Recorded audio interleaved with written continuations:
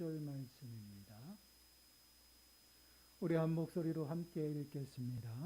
내가 너희에게 전한 것은 주께 받은 것이니 곧 주 예수께서 잡히시던 밤에 떡을 가지사 축사하시고 떼어 이르시되 이것은 너희를 위하는 내 몸이니 이것을 행하여 나를 기념하라 하시고 식후에 또한 그와 같이 잔을 가지시고 이르시되 이 잔은 내 피로 세운 새 언약이니 이것을 행하여 마실 때마다 나를 기념하라 하셨으니 너희가 이 떡을 먹으며 이 잔을 마실 때마다 주의 죽으심을 그가 오실 때까지 전하는 것이니라. 아멘. 오늘은 이제 은혜의 수단 중에서 성례는 세례와 성찬이 있습니다. 이 두 가지 중에 이제 마지막으로 이제 성찬에 관하여 함께 말씀을 나누어 보도록 하겠습니다. 질문 96번을 보시면요. 이렇게 질문을 하고 있어요. 주의 성찬이 무엇입니까? 답변이 좀 긴데 함께 또박또박 읽어보도록 하겠습니다. 시작. 주의 성찬은 성례이며 그리스도께서 정하신 대로 떡과 포도주를 주고 받음으로써 그리스도의 죽으심을 나타내 보이는 예식입니다. 주의 성찬을 합당하게 받는 사람은 육체와 정욕을 따라서가 아니라 믿음으로 받고 그리스도의 몸과 피에 참여해 그분의 모든 유익을 받아 신령한 양식을 먹고 은혜 안에서 자라갑니다. 주의 성찬은 거룩한 예식입니다. 성찬이 거룩한 예식이다라고 말해야 하는 것은요. 거룩하신 예수 그리스도께서 직접 제정하셨기 때문에 거룩한 예식이라고 말을 하죠. 예수님께서 잡히시기 전 그 밤에 제자들과 함께 이제 만찬, 6월절 만찬을 나누시면서 제정하신 것이 바로 주의 성찬이에요. 누가복음 22장 19절과 20절 말씀을 보시면요. 이렇게 말씀을 하고 있어요. 또 떡을 가져 감사기도 하시고 떼어 그들에게 주시며 이르시되 이것은 너희를 위하여 주는 내 몸이라. 너희가 이를 행하여 나를 기념하라 하시고 저녁 먹은 후에 잔도 그와 같이 하여 이르시되 이 잔은 내 피로 세우는 새 언약이니 곧 너희를 위하여 붓는 것이라. 예수 그리스도께서 이제 제자들과 유월절 만찬을 나누시면서 그 유월절 그 예식을 주의 성찬으로 이제 새롭게 약속하시고 세우시는 그러한 부분이에요. 그래서 피로 세우신 새 언약이다라고 말씀을 합니다. 떡을 떼고 잔을 붓는 것은요, 우리의 인간 죄가 용서함 받았다라는 그러한 의미입니다.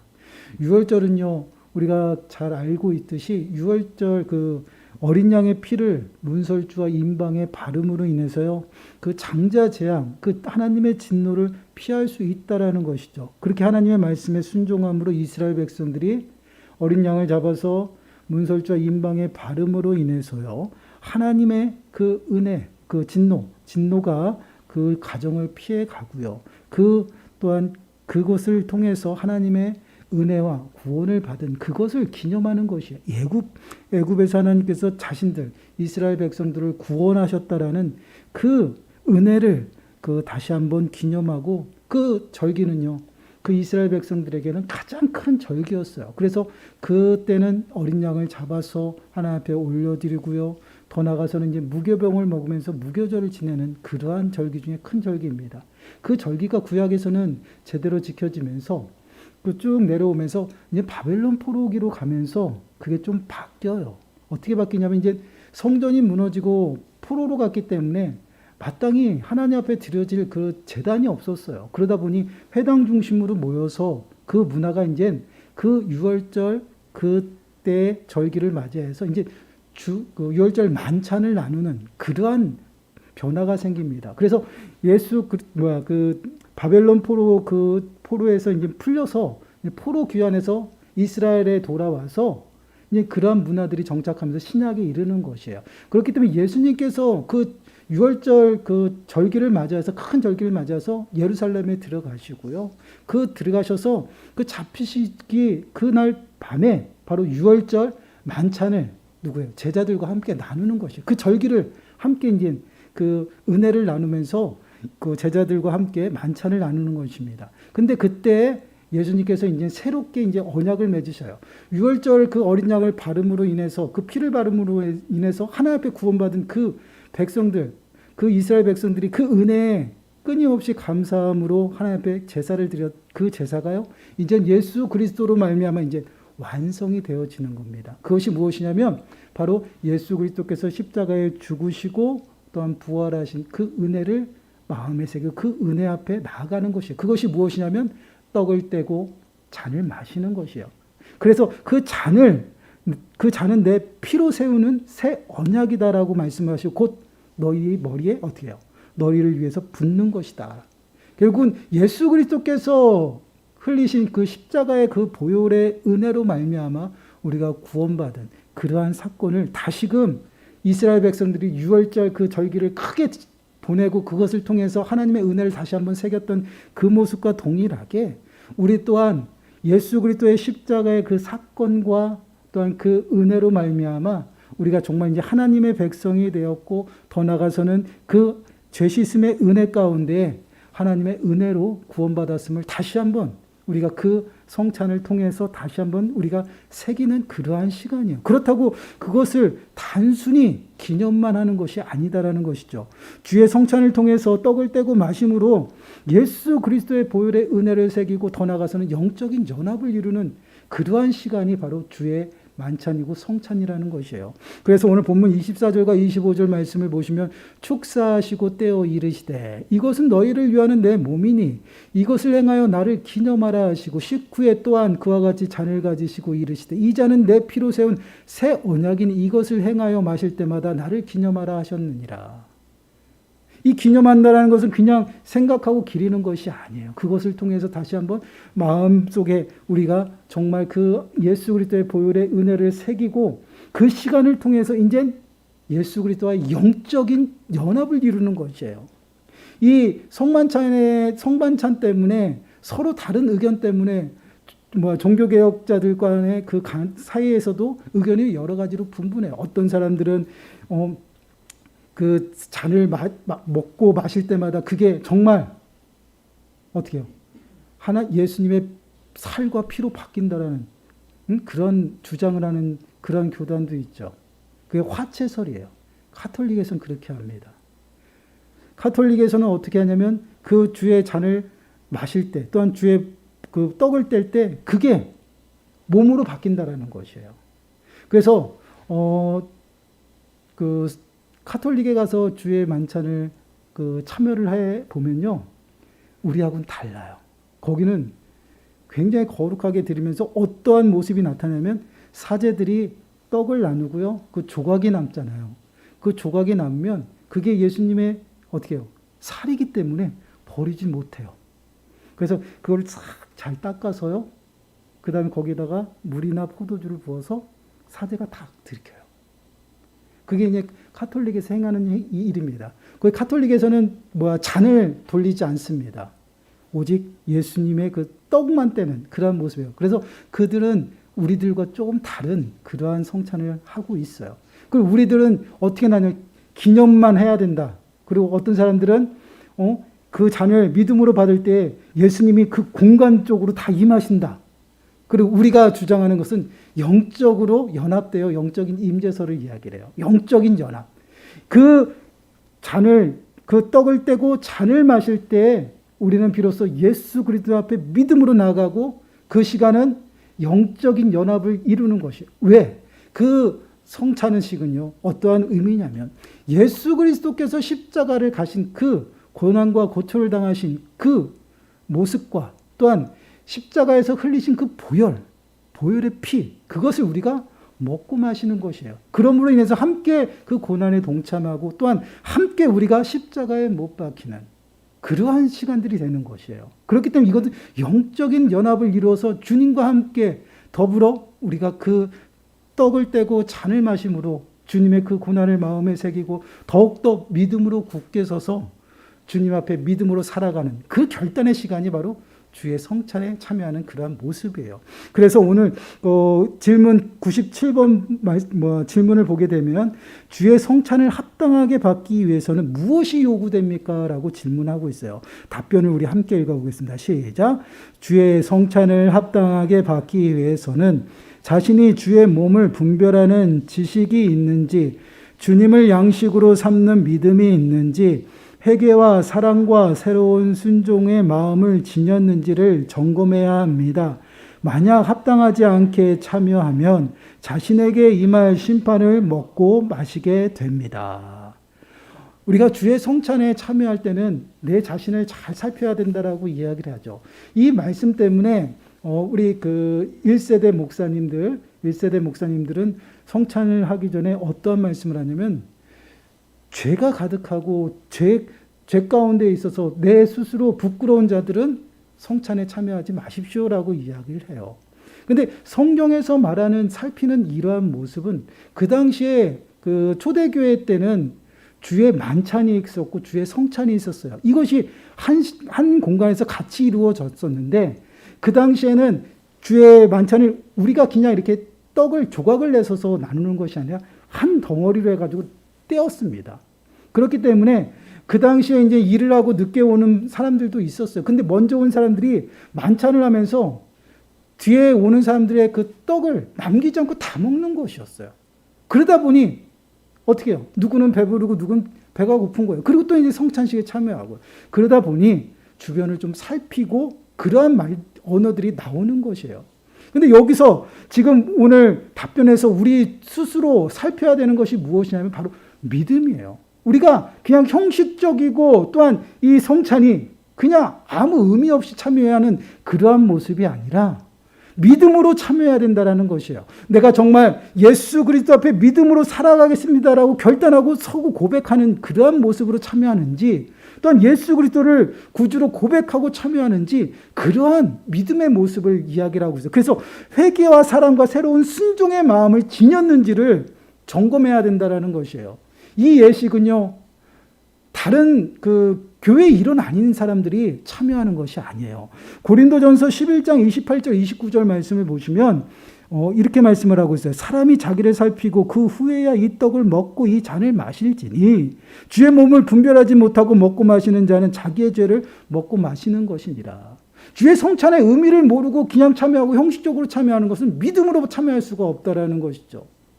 그렇기 때문에 정말 이 주의 몸이, 이 떡이 무슨 의미가 있는지, 또한 이 잔이 무슨 의미가 있는지를 정확하게 우리가 알고 또한 믿음으로 고백하고 그것을 받아 먹는 자에게 하나님의 은혜가 더하시고 또한 하나님의 구원의 그 은혜가 더욱더 풍성해지는 것이지, 아니면 그런 의미가 없이 그냥 형식적으로 배가 고파서 참여하고 저거 맛있겠다 잔을 받아 먹는 그러한 모습들은 결국은 그의 거룩한 예식을 어떻게 조롱하고 멸시하는 행위라는 것이에요.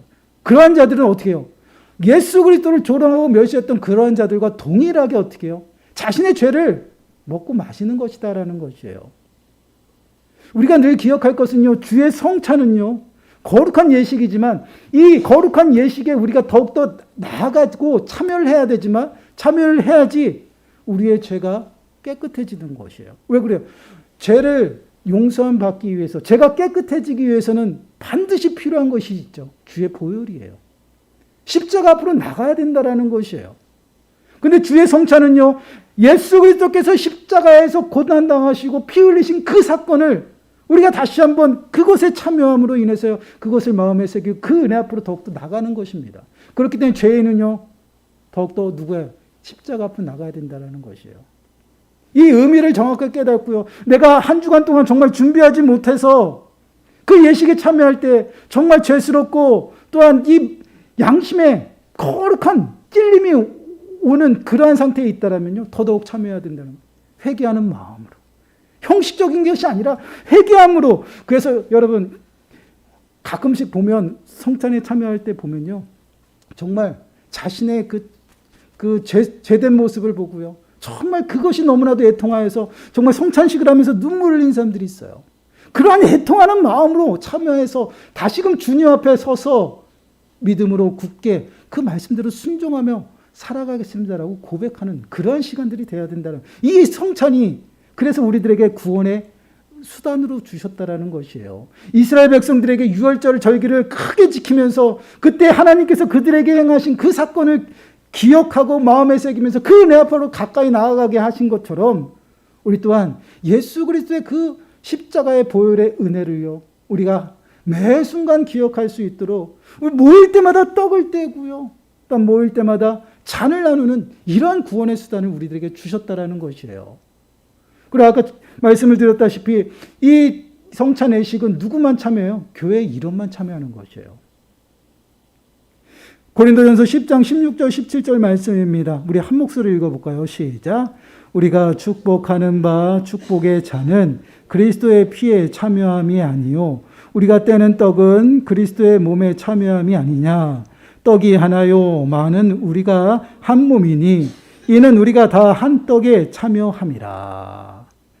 많은 우리가 한 몸이다. 여러분, 교회는 그리스도를 머리로 하여서 모든 지체가 한 몸을 이룹니다. 교회 일원이라는 것은요, 예수 그리스도를 머리로 하여서 한 몸을 이룬 공동체의 일원이라는 말씀이에요. 그럼 그 일원이 되기 위해서는 어떠한 자, 믿음으로 예수 그리스도를 고백한 자들, 예수 그리스도를 믿는 자들만 참여하는 것이 이 주의 성찬이에요. 근데 여러분, 누가 예수님을 믿고 거듭난지 우리가 어떻게 알아요? 하나님만 아시잖아요.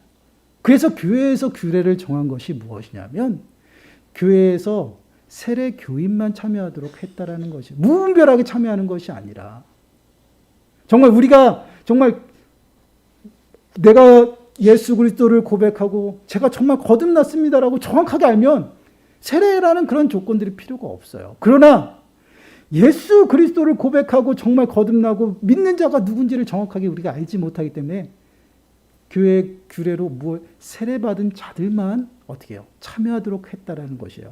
그럼 왜 세례받은 자들만 참여를 하게 했을까요? 이것은 굉장히 중요해요. 여기서 말하는 세례는요, 성령 하나님의 불세례가 아니에요. 우리가 그 대중 앞에서 예수 그리스도를 고백하고 신앙 고백하면서 세례 받는 그 예식을 말합니다. 그러면 그 예식을 받은 자만 왜 참여할 수 있을까요? 교회 법은요, 교회를 다니고 등록했다고 교회 일원이 아닙니다. 회원이 아니에요. 반드시 세례 받은 자들만 교회 회원이 되는 것입니다. 그래서 보통 교회에 등록을 하게 되면 6개월 동안 신앙생활 열심히 하면 학습을 줘요. 그리고 학습을 받고 나서 6개월 동안 신앙생활 열심히 하는 모습, 그리고 정말 신앙 안에서 자라나는 모습을 보면 6개월이 지난 뒤에 세례를 주게 됩니다. 그리고 그 세례를 통해서 정식 교회의 일원이 되는 것이에요. 그때부터 교회의 모든 봉사들을 참여할 수 있고요.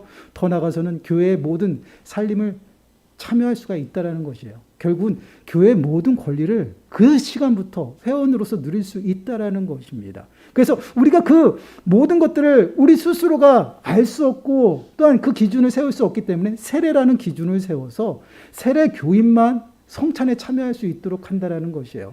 그래서 우리가 공동의회를 하잖아요. 그러면 공동의회 할 때 세례 교인 이상이 모이는 그 모임이 이제 공동의회예요. 모든 성도들이 이제 교회의 회원으로서 투표권을 가지고 또한 자신의 그 권리를 주장하면서 정말 예수 그리스도 안에서 그리스도를 머리로 하여서 하나를 이루면서 온전히 봉사하며 나가는 그런 일원이 되었다라는 것이에요. 그래서 그 일원이 된 자들이 온전히 성찬에 참여하고 또한 그 예수 그리스도의 그 거룩한 예식에 참여해서 구원의 은혜를 누리게 된다라는 것입니다. 그냥 아무나 그냥 참여하는 것이 아니에요. 그래서 교회 일원 외에는 이 성찬에 참여하지 않는다라는 것이에요. 그렇기 때문에 혹시라도 여러분, 요즘에는 이제 대형 교회가 이렇게 너무나도 거대해지다 보니까 이런 성찬 예식할 때도 대형 교회는 그냥 앉아있는 사람들 확인도 못해요. 그냥 세례 받은 자들 참여하면 그냥 세례 받았으면 다 떡을 먹고 잔을 마셔요. 근데 그러한 의미, 그렇게 참여할 수 있는 것이 아니에요. 우리 안에서도요, 외부에서 다른 분이 오셔도 그분은 참여할 수 있는 것이 아니에요. 왜? 회원이 아니기 때문에. 이러한 의미들이 있다라는 것이에요.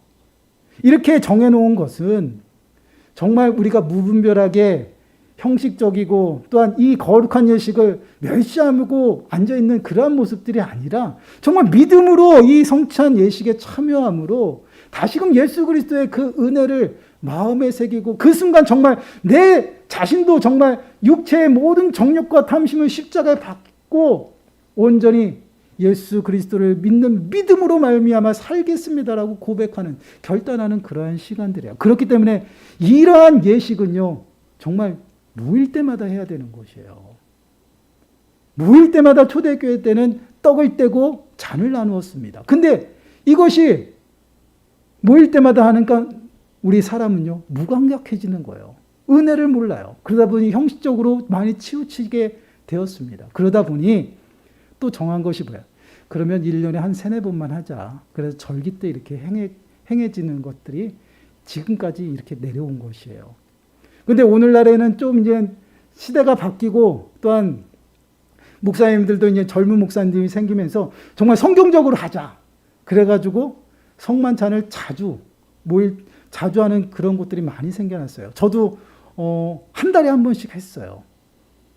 왜 한 달에 한 번씩 했냐면 정말 첫 주에 모여서 그 달을 그 전달은 하나님이 주신 그 은혜에 감사하고 이달은 정말 믿음으로 온전히 주님 앞에 충성하고 말씀대로 살아가겠습니다. 결단하는 그 시간으로 해가지고 첫 주에 항상 모여서 말씀 듣고 또한 주의 성찬을 했던 그런 일들을 저희가 거행했습니다. 이게 이제 목사님들마다 다 달라요. 이러한 의미로 인해서 이 성찬식은요, 우리에게는 은혜의 수단이에요. 단순히 기념하는 그러한 행위가 아니고 예식이 아니라 하나님께서 우리들에게 정말 구원의 그 은혜를 매 순간 잊어버리지 아니하도록 우리들에게 보여주는 예수 그리스도의 십자가의 사건을 직접 보여주는 그런 예식입니다. 그 예식을 통해서 우리는 예수 그리스도의 그 십자가 사건을 목도하고요. 또한 우리들도 스스로 정말 죄된 것들을 모두 주 앞에 내려놓고 용서함 받고 다시 한번 믿음으로 결단하고 믿음 가운데 나가는 시간들이에요. 그래서 이 예식은 우리들에게 하나님께서 주신 구원의 수단이라는 것이에요. 이 예식을 통해서 우리들이 누릴 수 있는 것은요, 구원의 풍성한 은혜를 더욱더 그 안에서 누리게 된다는 것이에요. 그래서 더욱더 이 예식에 참여하고 또한 이 예식에 참여할 때는요, 광고가 나가잖아요. 그러면 기도로서 준비하는 것이에요.